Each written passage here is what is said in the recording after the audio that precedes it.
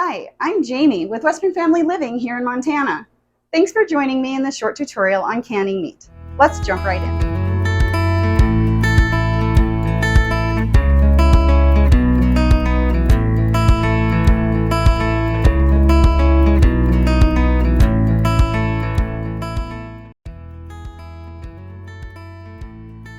Be sure to follow the guidelines of your canner and your seals. Make sure that you have everything ready ahead of time. Make sure to sterilize all of your cooking utensils, your jars, your lids and rings, and also your space. Make sure that your space is prepared and clean.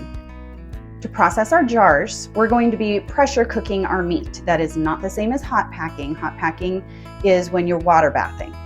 In order to make your meals safe and storage friendly for up to 3 years, it needs to be pressure cooked. Know for your elevation what pressure and for what PSI and length of time that you need to can your jars. While you can can many different kinds of meat, we primarily hunt and harvest our own wild game. So today we're going to be canning venison meat. However, you can use this for fish, pork, chicken, beef, and any other kind of scream and deal that you find at the grocery store. For raw pack canning, you can put in different size pieces of meat. You don't have to use just one style. You can use strips or cubes, and oftentimes we like to put in several slices that are thin for sandwich meat. Sometimes I'll use enough in a recipe for half of this quart-sized jar for a dinner, and then the next day I'd like to use some for my sandwich for my lunch. Take your meat that's been pre-cut, cubed or sliced, or as strips for lunch meat, and pack it tightly into your jar, making sure that you have at least 1 inch of headspace in the top. You can pack it as tight as you want because you don't have to add any juice or any other liquid into it. In fact, you want to get as much air and bubbles out as you possibly can. Once you've packed all of your meat into your jars, leaving at least 1 inch of headspace at the top, you can put in whatever seasoning that you enjoy. I usually do just some salt and some pepper. Make sure that you wipe the top of the jar thoroughly. There can be meat particles and juice that's still left on the top of the jar, and that can cause your seal to fail. So wipe it thoroughly and make sure that it's dried off before you hand tighten your seal on. That just is placing the seal on and then slowly hand tightening the ring until it's firm.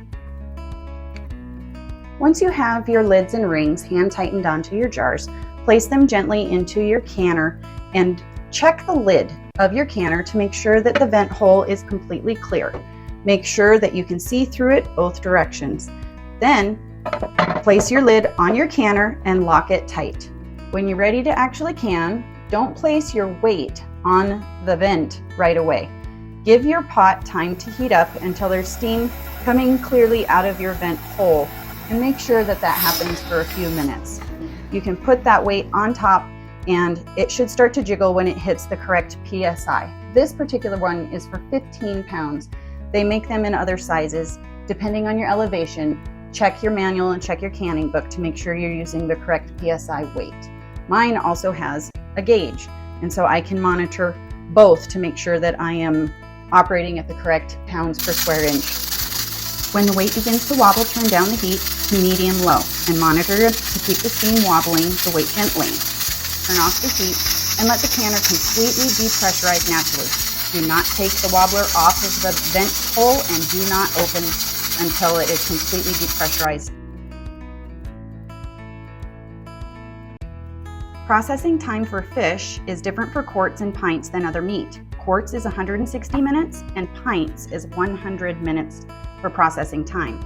Red and white meat like chicken or beef or pork, a quart can be processed for 90 minutes and pints can be processed for 75 minutes.